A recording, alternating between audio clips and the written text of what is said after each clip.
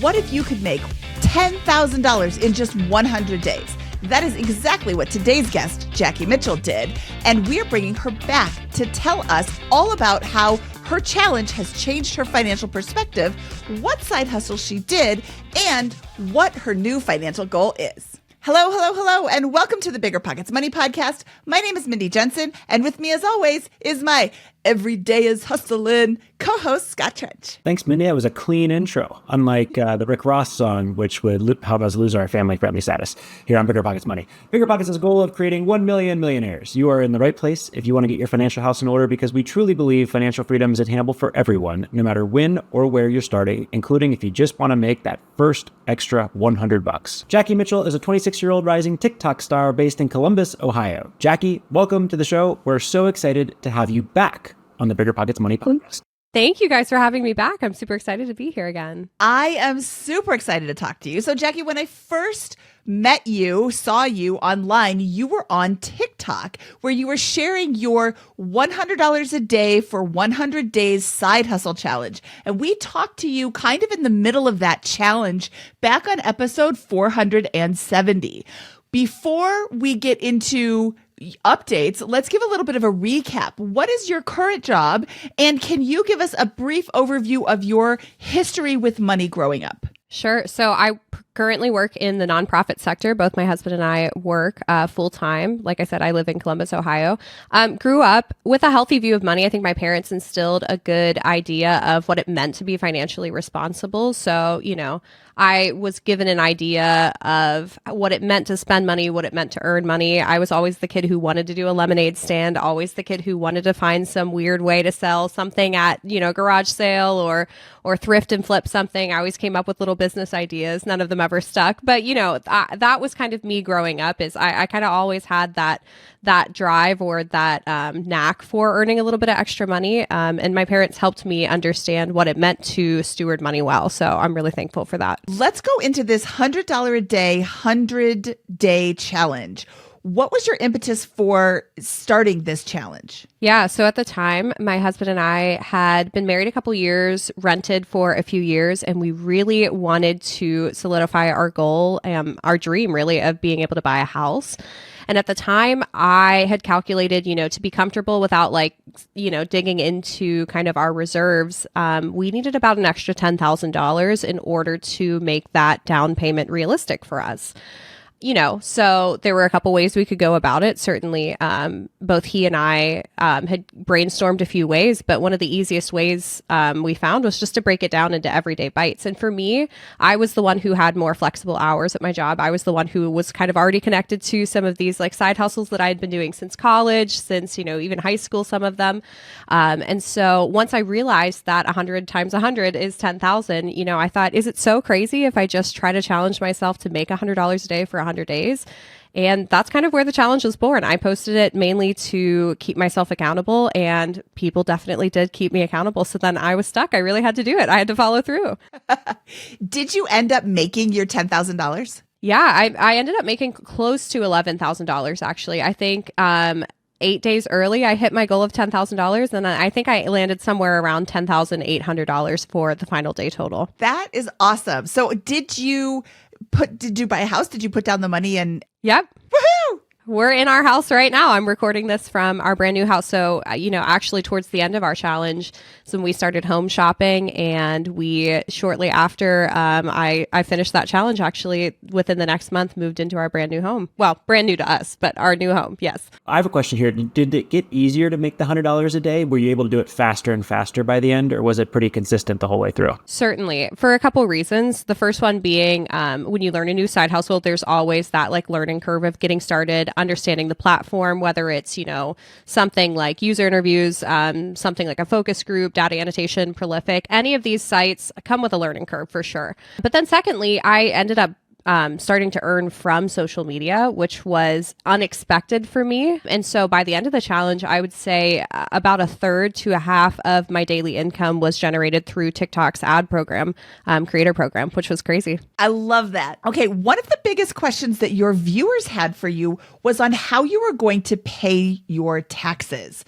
Was filing taxes easy, Or was it kind of a nightmare because you had all these different tax forms to return? I mean, really, it's just the same form over and over again. So it depends on how much you like filling out forms. But yeah, from the get-go, I said I was going to overshoot how much I set aside for my side hustles, just because I would rather over save and then, have more in my tax fund than I needed. So I set aside about 30%. I definitely overshot that, like I said. But then when it came time to pay, I just paid. I actually make quarterly payments because with that kind of work, 1099 work, I believe it's I don't know if it's required or if it's just preferred, but the government really would like you to pay every quarter for that. So I actually went ahead and made one quarterly payment in 2022 and my final payment in 2023. Yes. Did you hire a CPA for that? I didn't, but I did have a family friend kind of check it just to make sure he thought I was doing all the right things. So while we didn't hire him and I did most of it myself, I did have someone check it. But now I feel confident enough to be able to be doing it myself, and I'm doing quarterly taxes again the same way. Okay, when we spoke last year, you were doing data annotation as one of your big side hustles. What was your favorite side hustle? What one paid the most, and what one paid the least? It's a really good question. My favorite side hustle, besides, I think, social media, which is the one that I've kept at the most since this challenge, would probably have to be Prolific.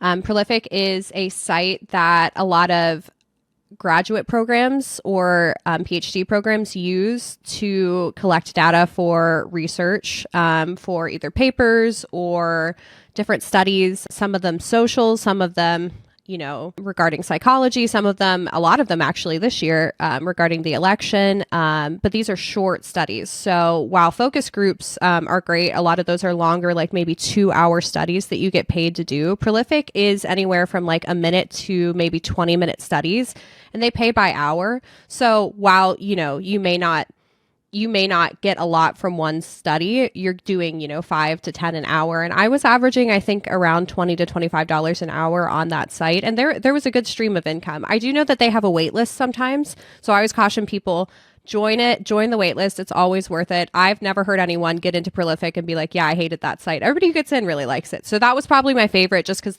the studies are fun, they're interesting, they're short, and it pays well. And once you get in, there's a good stream of them. In terms of the ones that paid the most, I would say focus groups always pay the best per hour, but they are harder to come by. So that is the downside, right? So I only do focus groups. I think the last one I did was 2 months ago now. I'm in a couple different focus group like emails or sites that kind of send you ones that have been pre-screened for you that they think you might be a good fit based on your profile. Last one I did, in-home study, they sent me some cleaning products and I reviewed them, and I didn't end up having to have anyone come to my house. I just did like a in-person video. I did a video and then sent it to them of me reviewing the product, and that paid $500. So, $500 for maybe 3 hours total of work. That's a great, great hourly rate. But again, the downside is they don't always come into your inbox very often. So I would say I do those when I can. I love them. They're fun, and there's no wrong answer, right? So that's the other part that's fun about things like Prolific and things like focus groups. There's no wrong answer. It's just your opinion. So to be able to just give your opinion for 3 hours, I mean, I talk, probably 8 hours a day. So to be able to get paid for 3 of those, that's great. But again, the downside is just that they're harder to come by. And then the ones that paid the least, I had actually trialed, I'm trying to think of the name. Amazon has a tasking site that is, I think, similar to sites like Data Annotation and Prolific. And I was asked by some viewers to join and kind of give my honest review. And I just found the pay rate to be way too low. So I tried it once and it just wasn't for me, and I don't recommend it. I think there's sites that pay better. What have you kept doing? Tell us about what happened after the challenge in your home purchase, and what have you learned from or kept doing following that? Yeah, I think, after my challenge, I was kind of on a high of like, I can't believe I did this. And so I think I should always do this forever. And I slowed down a bit. I don't do it every day like I thought I might. But I do still side hustle for a couple different reasons. The main one being I really enjoy social media. So I've put a lot of effort into continuing my platform, and I've really enjoyed the opportunities that have come from that. But then there's still great opportunities. I mean, I still like doing Prolific. I still love doing a focus group. Like I said, I just did one a couple months ago, and it paid for like half of our Christmas gifts this year. So I love to do it for things like traveling, gifting, any like out of the ordinary expenses. I think these are great ways to just kind of, boost your regular income. And so that's how I kind of treat them now that we've hit our big goal of buying a house. Are you saving up for the next goal? Yeah, I mean, right now, I would love for us to not have to dip into our reserves to buy a new water heater. So that is going to be on the top of my list in the new year. Our water heater is quite old, so he's ready to kick the can. And I'm going to Europe with my friend, and I'm doing that completely with side hustles, which I've done before a couple times in the past. Actually, our honeymoon was completely side hustled. In 2020, like February of 2020, I went with my friends to Paris, and that was side hustled. So this will be my third trip that I'll side hustle. Let's look at some of the numbers involved with those side hustle trips. Are you combining them with like credit card hacking, or are you just paying for them with the side hustles? The first two I did not combine with credit card hacking just because I was in college for the first one, and then we had just kind of gotten like a nice travel credit card when we went on our first trip together as a married couple. But this time I am using some points. It's actually, as the day of recording is supposedly Travel Tuesday, which is one of the best days to book for the next 6 months for airlines. So after I, log off of this, I think I'm going to hop on and see on Google Flights any deals that I can get. And then that'll kind of decide our itinerary. So I will be doing that and hopefully spending some points.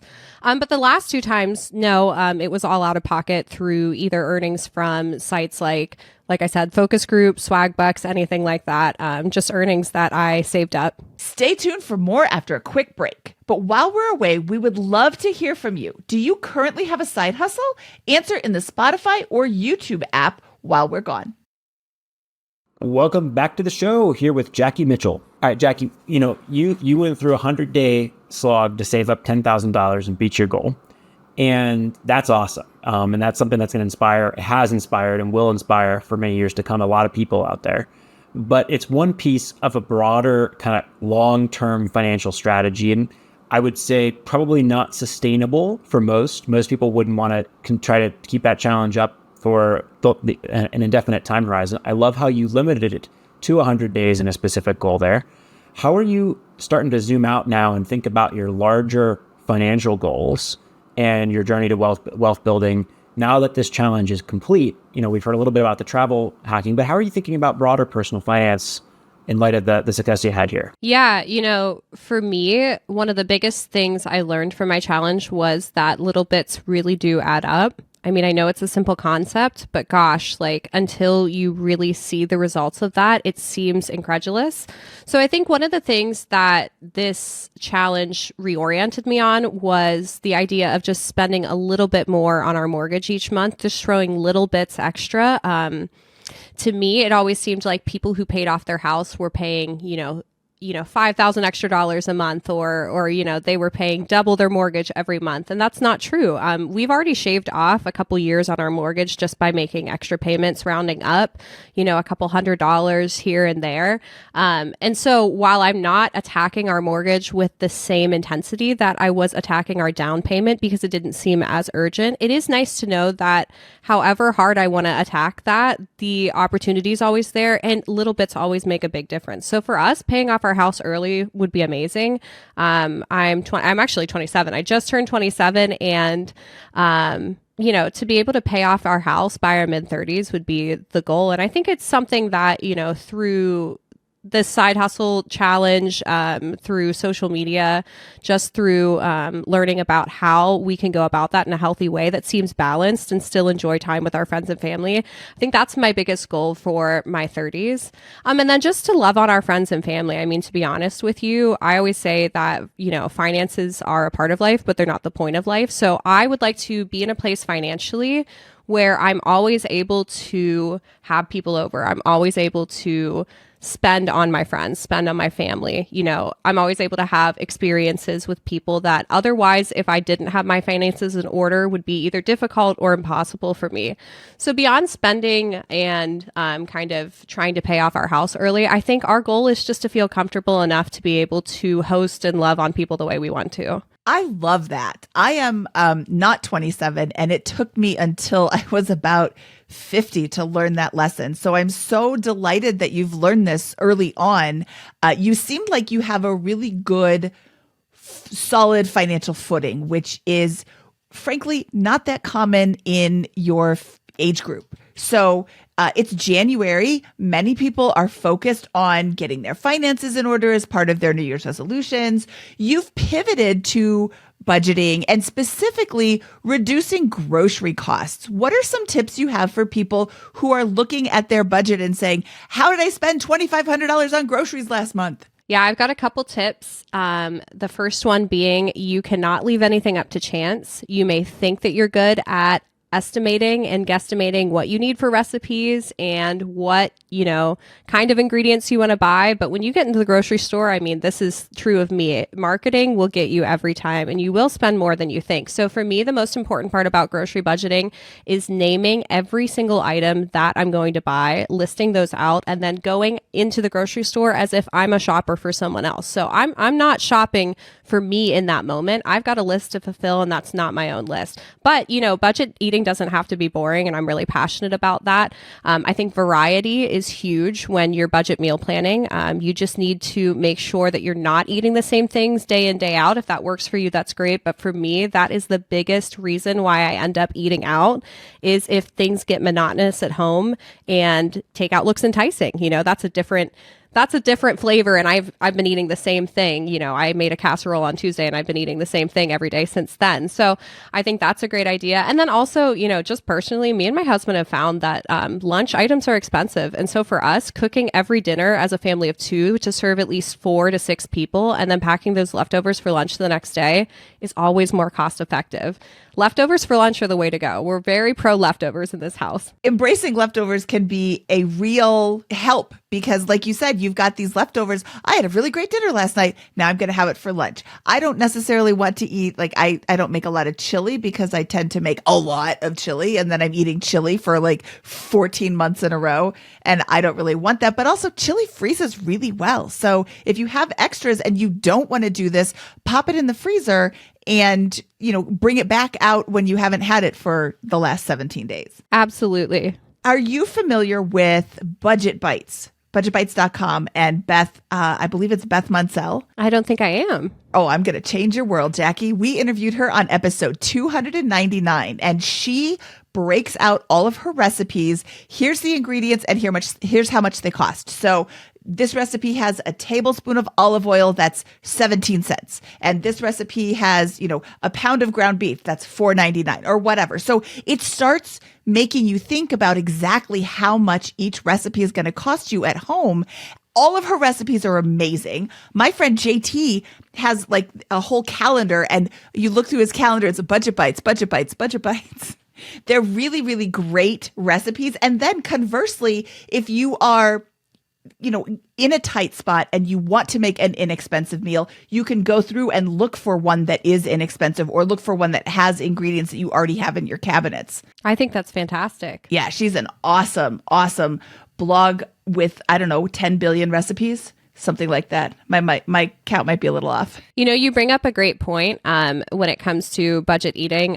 You do have to have the essentials. And I love that she's counting that because, there are a lot of times where people will share recipes and then you realize that half of the things that they're using are things that they consider pantry essentials that are very odd or niche or specific. So I always tell people spend $80 on pantry essentials. I've got a list on my page that I pin because that's my most asked question. But things like flour, sugar, salt, soy sauce, peanut butter, these are things that you spend on once when you get into your house or when you're starting out cooking at home.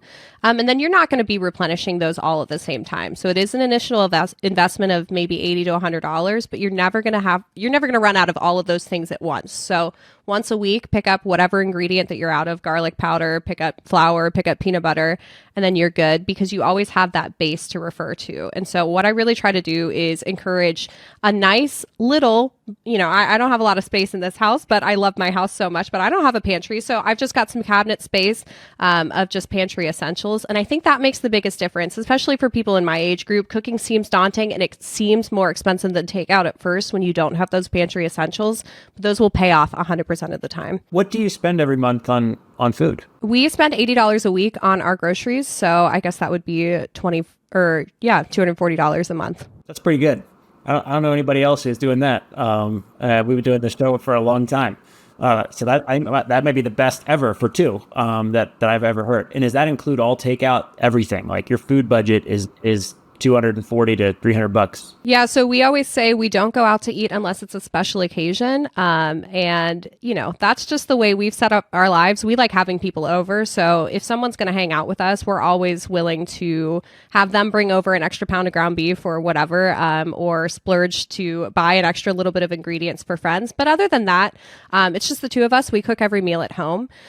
Because of that, yeah, we're down to $80 a week. Breakfast, lunch, and dinner. Like I said, we eat dinners and then we pack leftovers for lunch the next day. And then we prep breakfast grab and go items. So something like oatmeal bars, overnight oats, eggs, something easy, fruit that you can just kind of grab and go and not have to worry about. So you bought a house. Would you mind sharing a little bit more about the house? Is this could you give us like mortgage payment or some sort of idea of how much house we're talking about? Yeah, absolutely. So this is a 3-bed, 2.5 bath in Columbus, Ohio.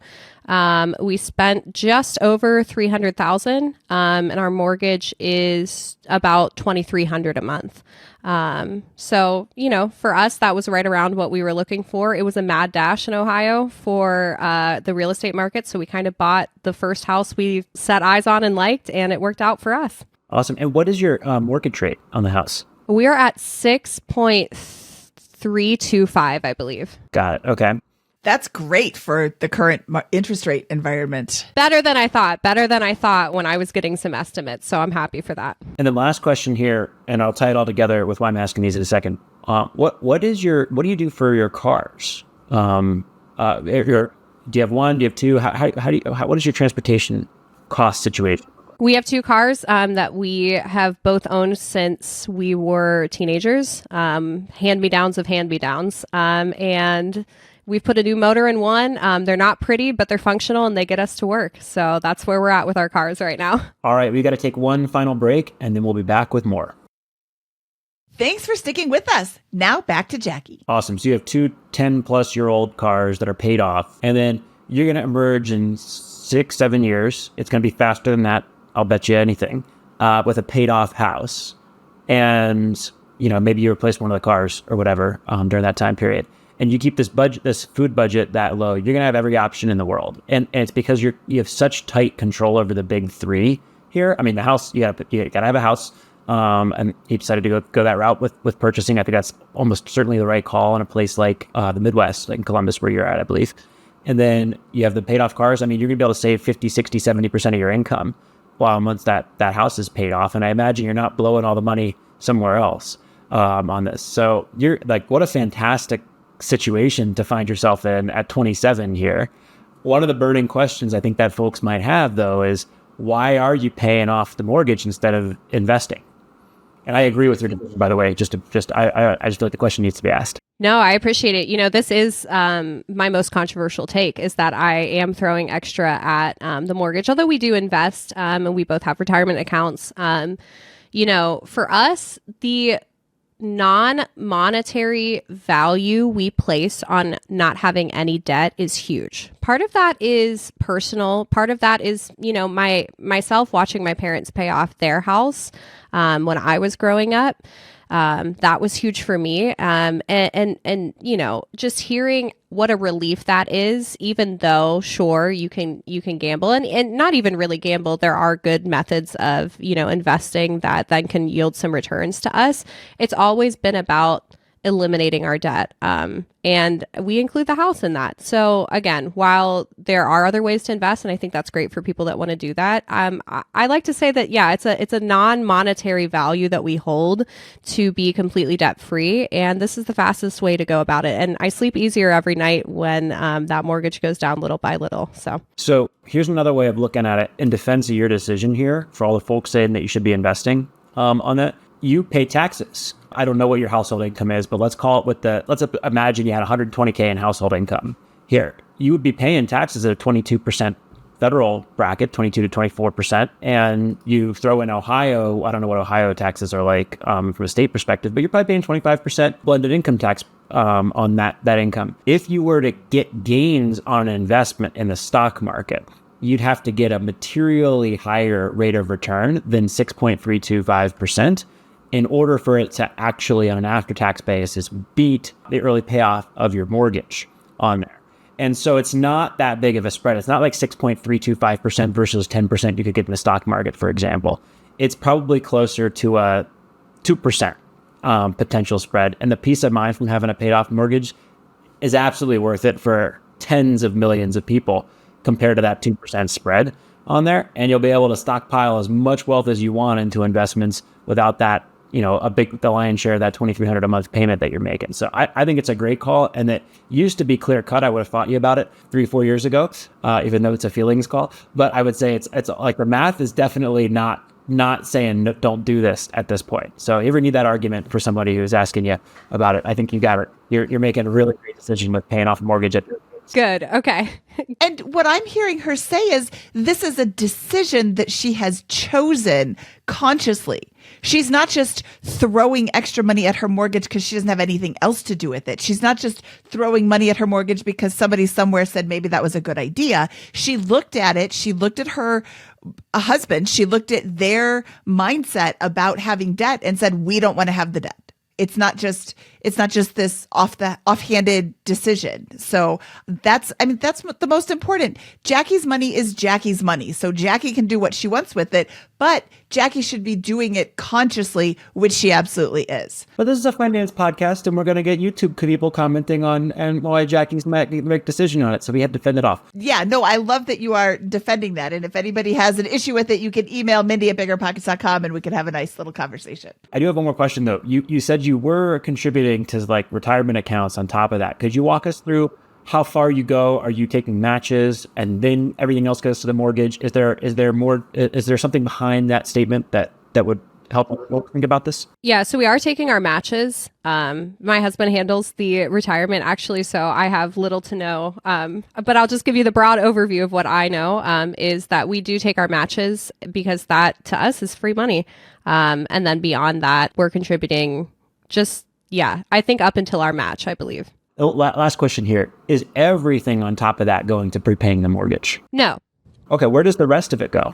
So I just started grad school. So some of it goes to grad school. Some of it goes to long-term savings. For us, a car is definitely in our future, like I said. And then that's all high yield savings. And then some of it goes to travel savings. Like I said, for us, we don't spend a lot day to day. We don't spend a lot month to month. And we're pretty boring. We eat every meal at home and we like to do things for free. So we like to splurge on travel. Like I said, that is important to us, especially at our age. So that's an expense. And then, in the next year or so, that'll look like maybe contributing to some 529 plans with the hope of eventually having children. Yeah. Again, Scott, I hear intentionality in this spending and in the way that her money is working for her. And that is absolutely the best way to go about it is doing it because you're doing it on purpose. Jackie, our audience is mainly focused on the FIRE movement, financial independence, retire early. Do you identify with any parts of the FIRE movement? Definitely, to some degree. I think I'm not on fire as much as some FIRE people would like me to be, but I'm somewhere in the middle. Certainly paying off our house early falls in line with that. When it comes down to retiring early, I could see us retiring either myself or my husband, but not both, I believe is kind of our goal right now, or at least allowing one to stay. And if we have children, God willing, stay with the kids. So that's kind of our long-term goal. But again, I enjoy my day job and I enjoy my side hustles. So to me, like I see myself as a person who always will be working in some capacity. So to retire early may not be the choice for me, although I think it's a great goal for many people. I am just someone who deeply enjoys working. I mean, I don't know why, but even I worked at a restaurant in the evenings up until about 2 years ago, and I loved that and missed that and didn't know what to do with my evenings when I was done with that. So for me, I think there's always work in the future, but not out of necessity, but out of a love to do it, I think. What is the driving kind of philosophy behind the way you're approaching your finances? And what is like, you mentioned kids, you mentioned all these things. Is it just this kind of notion of flexibility, or is there a more specific goal 10, 15 years down the road? Yeah, I mean, broad view, just to be honest, like a lot of this is just stewarding what we have well. That's something we take very seriously in our personal lives, my husband and I, out of partially religious beliefs and just our own personal mantras. So, long-term goal is not to maybe accumulate more and more, but to be comfortable and be paid off. So that everything would be paid off, that we would have a comfortable monthly income, and that we would be able to provide for a future generation.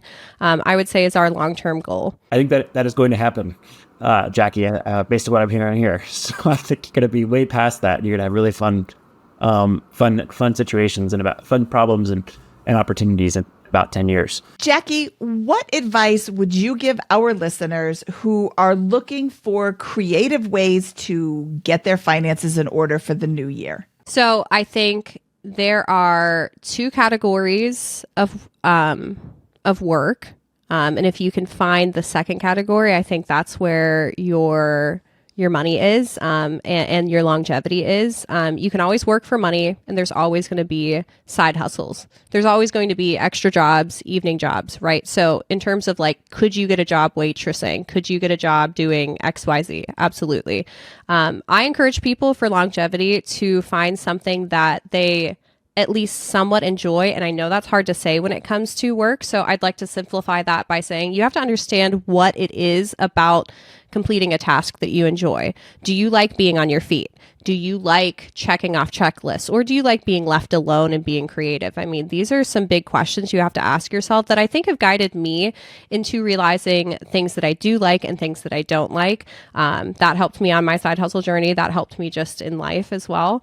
And then, the internet is a great resource for research as well. I'm always a big proponent of Reddit. I know the FIRE community has a great Reddit page and a lot of resources. The same is true for a lot of side hustles. There's one in particular that I used a lot during my side hustle challenge. I think that's called r/beer money. And it's just that. It's just little extra bits of money. It's not going to pay maybe your entire mortgage. Maybe it will, but it's just beer money. And that's a great resource to find sites that I used for my 100-day challenge that, maybe pay $25, $30, $50 a day that you can stack. So if you want to do something like me, it's always worth searching on Reddit. People are always willing to give more information, I think, than you think, but you have to know the questions to ask. I love it. Okay, Jackie. Our listeners who do not yet follow you on TikTok, where can they find you? Yeah, you can find me on TikTok at Jackie Mitchell. I believe there's an extra L there, so it's JackieMitchell. But if you search Jackie Mitchell, I should come up. And I'm on TikTok, and I've got if you're interested, a weekly newsletter where I send out all the recipes that I use on $80 a week, along with some side hustle reviews, some thrifting reviews, budget reviews. It's called Thrifty Weekly, and we just kind of talk life, budgeting, and how to make things work on even the smallest of incomes. Okay, and how do I sign up for that newsletter? Because I want to get that. In TikTok, my link is in my bio. Awesome. Jackie, it is always so much fun to talk to you. I'm so thankful that you had time for us to share what you've been doing and where you're going next. I'm super, super excited for your future because I know it's going to be an absolute rock star future. So, Jackie, thank you. All of the other things that I just said before. Thank you so much. I really, really appreciate your time. And we'll talk to you soon. Thank you guys for having me. It was great to be on again. Scott, that was Jackie Mitchell, and that was so much fun. I loved hearing about side hustles when she was halfway through. And I really, really think that side hustling, especially when you're younger, can just be the difference between being in debt forever and paying off that debt, saving up your emergency fund, and even saving for a house. I am so happy that she came on the show today. What did you think of the episode? I think she's fantastic. I think that the headline is the side hustles, right? As it should be. That's a really cool experiment that she did that's going to inspire and help a lot of people. But the story is really one of all of the basic foundational principles that we talk about all day long here on BiggerPockets Money. And at this stage in a career, with her career and in what they're doing, expense control is the number one thing that's going to make a difference in terms of how much wealth they're going to accumulate. It's not how they invest businesses or other things there. It's just, is there enough of a gap between income and expenses? And is that being accumulated rather than blown? And they have such tight control with a very reasonable home purchase, with their food budget, $80 a week is absurdly good. And then their transportation with the paid off cars from childhood, that they're just going to be able to save an enormous percentage of that income. And that's only going to make the game super easy for them at 35 with a paid off house. Even if, in a future state, there are kids in the picture around there, their intent to have one parent stay at home and the ability to control expenses on the food side is going to give them such flexibility for their entire life that it's just going to be a wonderful set of options that they're never going to have to compromise with, her and her husband. So what a fantastic story. I love it. That if she wanted, FIRE would be well within reach in the next 7 to 10 years as well with this this situation, given how things could compound. But she'll FIRE anyways, one way or another, in the next 10 to 15 years. So I loved it. I think it's an inspiring story, and I think there's a ton to learn. Well, and I just like the intentionality that she and her husband are living their life through, and their mindset, they don't seem like this is a hardship. They don't feel like they're giving things up. They like cooking at home. They see how much they're saving versus their friends who aren't cooking at home at every meal. They're seeing how much more they can put towards their mortgage with these little side hustles that she actually enjoys. I've done focus groups. I think they're a lot of fun. I haven't done them in, several years, but I think a focus group is a super fun time for, an evening. You're talking to people that you don't know. You're talking about products that you may or may not like. It's an interesting way to make a couple of $100 really quickly. And she's enjoying things.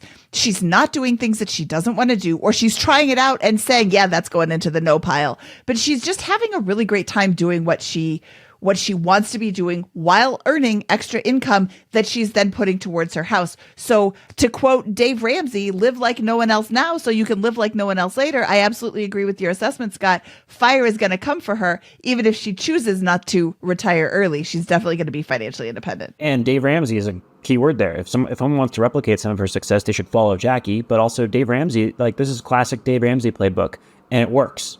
It's a really powerful system. I'd argue you can build more wealth a little faster with different plays and layering in some of the real estate, but this is so certain of a path to success, or, among this high probability is paths you're ever going to find. All right, Scott, should we get out of here? Let's do it. That wraps up this episode of the BiggerPockets Money Podcast. He is Scott Trench. I am Mindy Jensen saying happy 2025, and also cheerio, fallen snow.